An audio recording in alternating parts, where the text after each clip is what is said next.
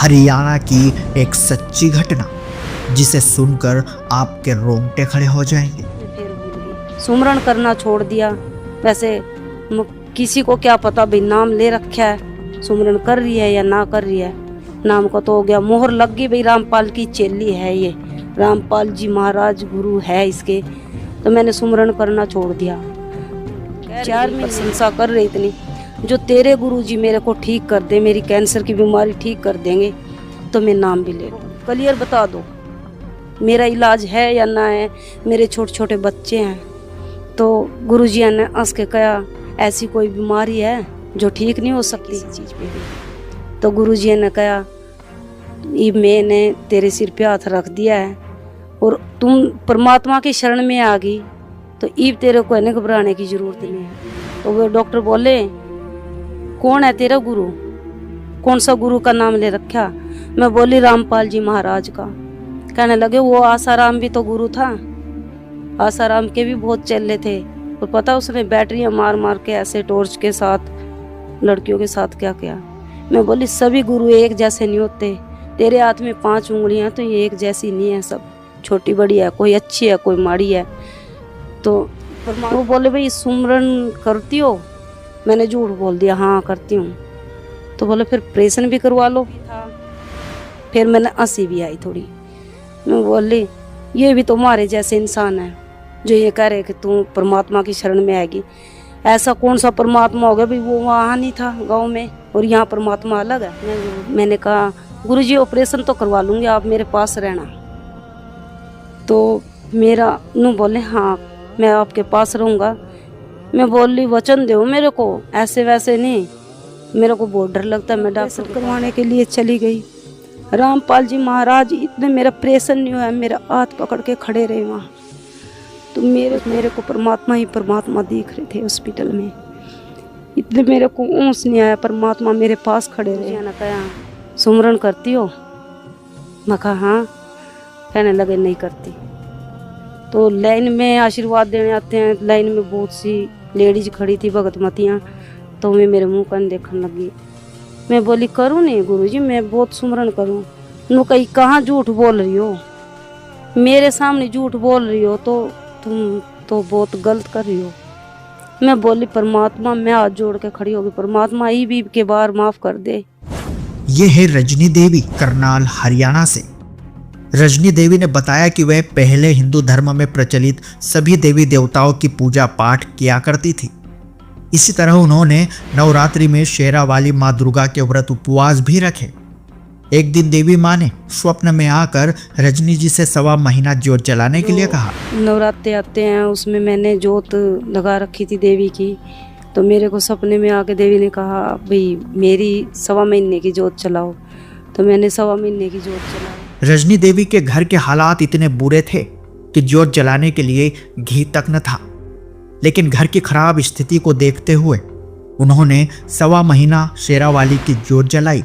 मगर इस साधना के बाद सब कुछ उल्टा होने लगा। रजनी देवी की बेटी पागल हो गई और कर्ज इतना बढ़ गया कि उनका मकान तक बिक गया। जो 3 ही दिन हुए थे चलते को, मेरी बड़ी लड़की है उसकी अब मैंने शादी कर दी, वो पागल हो गई। टेंशन में मेरे भगत जी का दिमाग चल गया, इनको भी टेंशन होगी, मेरे भी मकान बिक गया, इतनी स्थिति खराब होगी। मेरा कोई भी ऐसा साधन नहीं रहा भाई जो मैं अपने बच्चे का इलाज करवा सकूं। तो मैंने सोचा भाई चल घर बिक जाएंगे और क्या होगा, फिर बच्चा है या फिर अपने घर वाला है उसको तो बचाना पड़ेगा। मैंने अपने घर बेच के अपनी स्थिति देखी भाई मेरी और तो कोई। इन समस्याओं से रजनी देवी उभरी भी नहीं थी कि उन्हें ब्रेस्ट कैंसर हो गया। उनकी हालत बहुत ज्यादा बिगड़ गई। ब्रेस्ट कैंसर मैंने जो पैसा था वो तो लगा दिया इनके इलाज में, फिर मेरे को तो कहाँ दिखाना था, बस रोना चीखना घर में, बड़ी परेशानी होगी। उन्होंने डिक्लेयर कर दिया कि भी इसको तो ब्रेस्ट कैंसर है। तो टैगोर वाले हॉस्पिटल वाले जो डॉक्टर हैं उन्होंने 35-40 हज़ार का एक टिक्का लगवाया। मेरे को स्थिति में राम ही नहीं हुआ, शरीर में ऐसा हो गया कि मैं खाट पे थे उठने के काबिल। रजनी देवी के पति ने संत रामपाल जी महाराज जी के सत्संग सुने और उन्हें पता चला कि संत रामपाल जी महाराज के दरबार में लाइलाज बीमारी का इलाज है। और कति ज्ञान सुनकर समर्पित हो खाओगे तो आपकी कैंसर का बाप भी ठीक हो जा। भगवान किसे कहते हैं? वाह भाई वाह। इसके बाद रजनी देवी ने अपने पति के कहने पर 26 जनवरी 2013 को जगत गुरु तत्वदर्शी संत रामपाल जी महाराज जी से नाम दीक्षा ले ली। लेकिन रजनी देवी को अभी तक भी संत रामपाल जी महाराज पर पूरी तरह विश्वास नहीं हो रहा था और वो उन्हें एक साधारण इंसान समझने की भूल कर रही थी।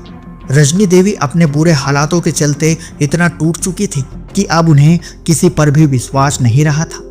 इन्होंने गुरु रामपाल जी महाराज का सत्संग सुना। इन्होंने मेरे को कहा, भाई एक संत ऐसे हैं, तत्वदर्शी हैं, जो वो तुम्हारा दर्द खत्म हो जाएगा, तेरी बीमारी जो है वो खत्म हो जाएगी। मेरा तो विश्वास ही उठ गया था।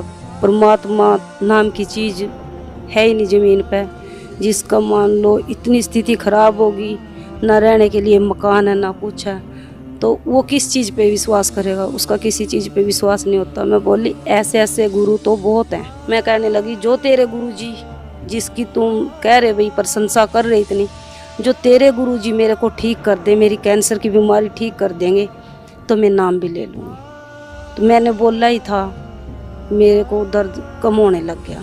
पहले मैं ऐसे हाथ लगा के रखती थी, बहुत प्रॉब्लम रहती थी, तो मेरे को आराम होने लग गया। मेरे थोड़ा सा स्थिति ठीक हुई।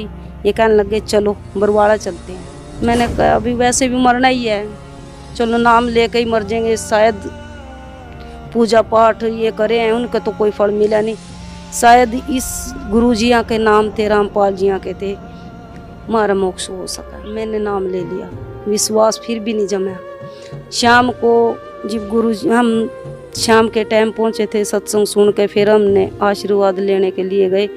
गुरुजियों से रिक्वेस्ट करी, गुरुजी मेरे को है ना कैंसर है, ब्रेस्ट कैंसर है, और चंडीगढ़ भी गई मैं, करनाल भी, मैंने बड़ी दवाई खाई, शायद मैं ठीक हूँ या ना हूँ, तो आप मेरे को क्लियर बता दो मेरा इलाज है या ना है, मेरे छोटे छोटे बच्चे हैं। तो गुरुजी ने हंस के कहा, ऐसी कोई बीमारी है जो ठीक नहीं हो सकती?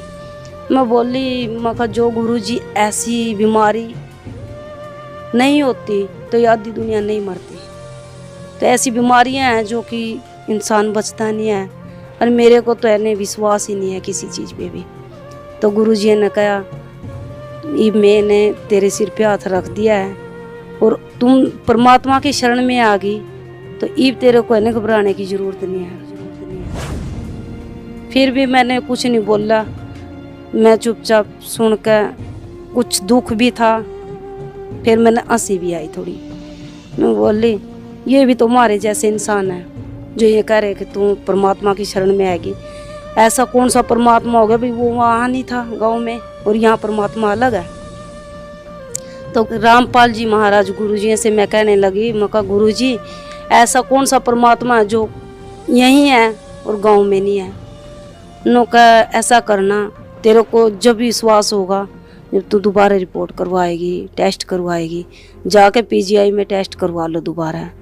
तो मैंने कहा ठीक है, मैंने आन के कोई रिपोर्ट नहीं करवाई, कोई टेस्ट नहीं करवाई। इसके बाद संत रामपाल जी महाराज जी स्वप्न में आकर रजनी देवी को अपनी बीमारी की जांच कराने के लिए कहते हैं। जब रजनी देवी ने डॉक्टरों से जांच कराई तो रिपोर्ट में कैंसर जैसी कोई बीमारी नहीं मिली। संत रामपाल जी महाराज के आशीर्वाद से कैंसर जैसी लाइलाज बीमारी नष्ट हो चुकी थी और यह किसी चमत्कार से कम नहीं था। सतभक्ति की शक्ति ने ऐसा जादू किया कि रजनी देवी अब पूरी तरह से ठीक हो चुकी थी, सुखी हो चुकी थी। लेकिन सुखी होने के बाद भी उन्होंने संत रामपाल जी महाराज द्वारा दिए गए सुमिरन का जाप बंद कर दिया। भगवान को भूलने और भक्ति मर्यादा का उल्लंघन करने की वजह से रजनी देवी फिर से बीमारियों से घिर गई। तो गुरुजी के मेरे को सपने आने लग गए। गुरुजी रामपाल जी महाराज दिखे, कहने लगे विश्वास नहीं है? मुखन्ना, मेरे को विश्वास नहीं है। कहने लगे भी जा तो टेस्ट करवा। मैंने फिर टेस्ट करवाने के लिए मैं गई तो पीजीआई में मेरा टेस्ट क्लियर आ गया, भाई इसको कोई बीमारी नहीं है। तो मेरे को है ना कैंसर ठीक होने के बाद भी गुरु जी यहाँ पे मेरे रामपाल जी महाराज पे, परमात्मा पे मैंने ना यकीन नहीं किया। जब इंसान को थोड़े सुख हो जाते हैं ना तो वो परमात्मा को फिर भूल जाता है। तो मेरे को थोड़ा सा शरीर में सुख हो गया, मैं फिर भूल गई, सुमरण करना छोड़ दिया।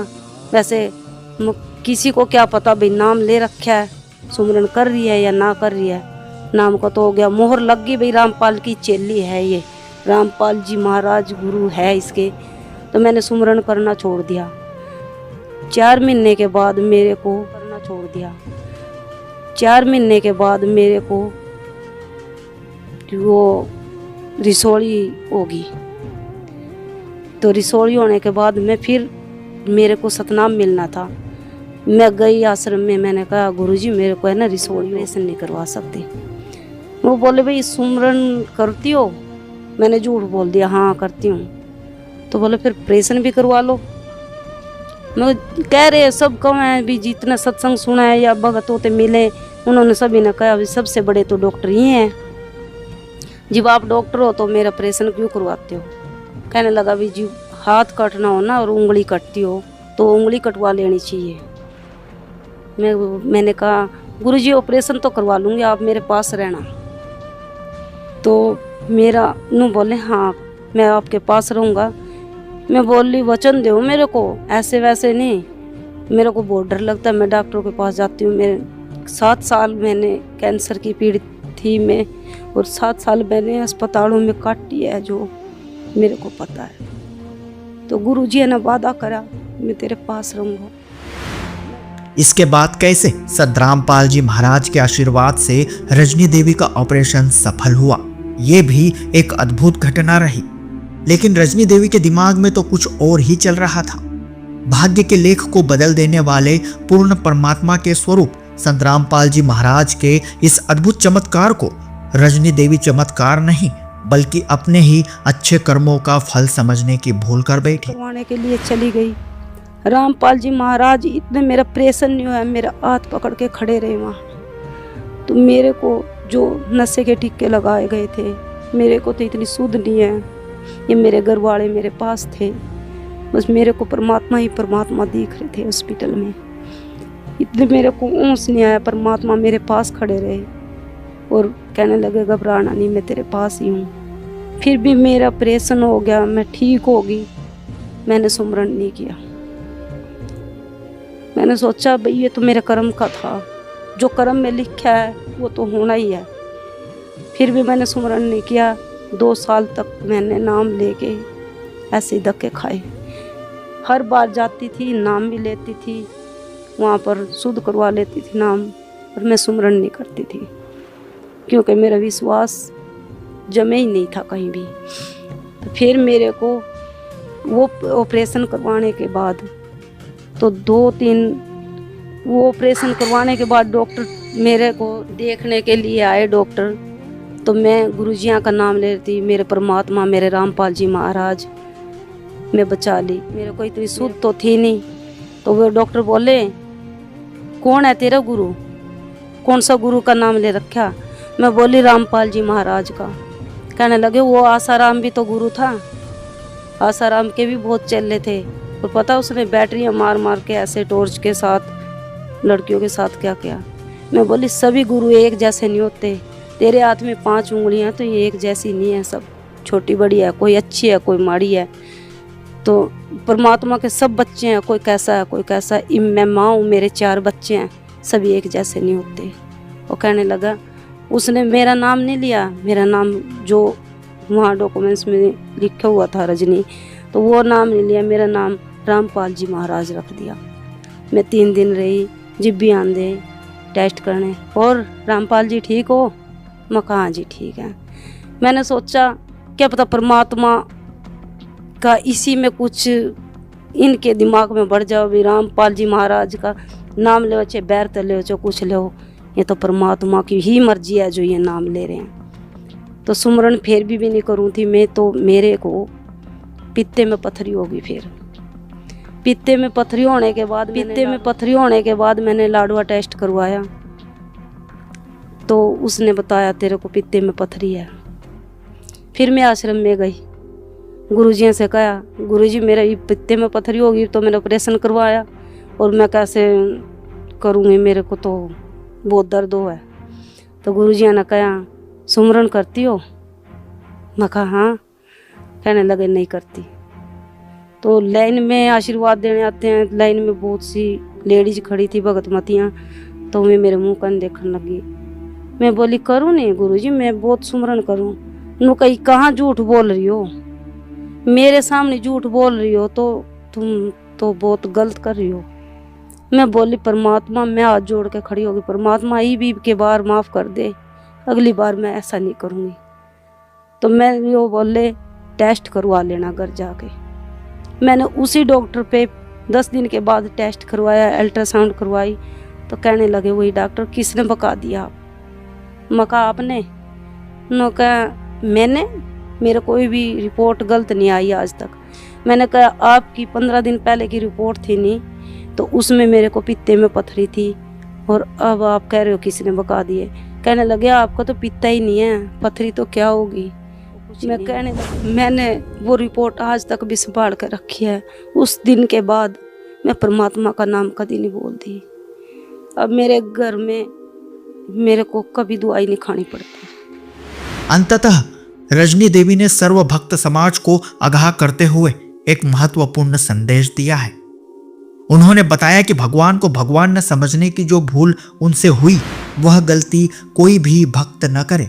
भक्ति मर्यादा का पालन करे और सुमिरन किए बिना संत रामपाल जी से लाभ की उम्मीद न करे। जो मेरे साथ बने है वो किसी और के साथ न बने, क्योंकि मैंने भी विश्वास तोड़ के अपना जो परमात्मा के साथ भी धोखा किया, मैंने सुमरन किया और उसके नाम की आड़ लेके मैंने इतने दिन धोखे में अपने परिवार को भी रखा, घर वाले को भी रखा। वैसे तो कोई बात होती, मैं रामपाल की चेली हूँ, हमारे को कुछ नहीं हो सकता। फिर लोग ये भी कहते हैं रामपाल की चेली है, और कहते हैं भी रामपाल के शिष्य जो है उसको कोई दुख तकलीफ नहीं होती, तेरे को क्यों होता है? कभी कैंसर हो जाती है, कभी तेरे को रिसोड़ी हो जाती है, कभी तेरे को पथरी हो जाती है, तो इतनी दवाई क्यों खावे? तो मैं उनको भी ये नहीं बताती थी कि मैं सुमरन नहीं करती, परमात्मा का नाम नहीं लेती। तो नाम की आड़ लेके जो मन ने धोखा करा या कुछ भी लगा लो आप, ऐसा किसी ने करना नहीं चाहिए।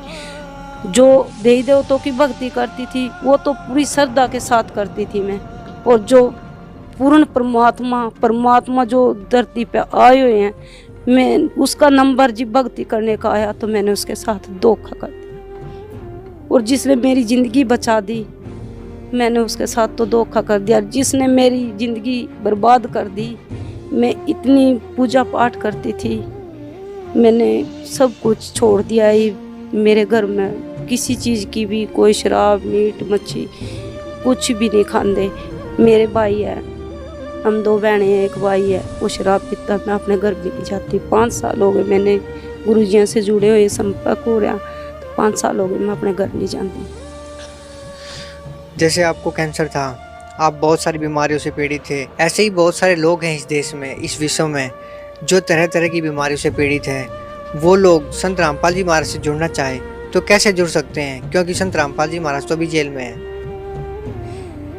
जो लोग मेरे की तरह दुखी हैं, परेशान हैं, और उन्होंने परमात्मा की शरण में आना है, संत रामपाल जी महाराज की शरण में आना है, तो जो सत्संग चलता है उसके नीचे लाइनिंग में नंबर आते हैं, उस पे संपर्क करके, और जो अपने ज़िले का स्थान है, ये नामदान स्थान है, जो वहाँ पर जाकर नाम ले सकते हैं।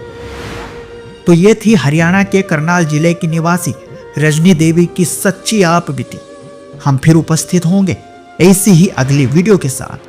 तब तक के लिए सत साहिब।